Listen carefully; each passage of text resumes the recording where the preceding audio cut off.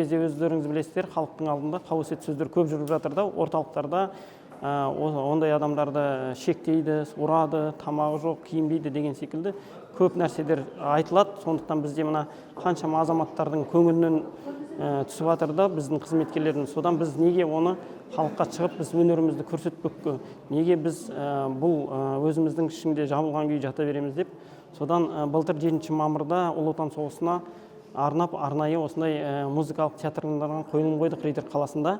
Халықтың ықыласына бөленгеннен кейін содан біз шешім қабылдадық, облыста осылай қойсақ деген. Қазіргі концерт толығымен өзіміздің 100%. Бізге идея авторы мен боламын, ал қоюшы режиссер бізде культ организатор Анастасия Че режиссер ретінде жүр. Одан кейін хореограф биді қоюшы бізде Гайдук Наталья. Ол кісі тоже бізде культ организатор болып қызмет жасайды. Сондықтан Дима деген өзіміздің культ организатор жігітіміз бар. Ол музыка жағынан, постановка жағынан сол жігіт.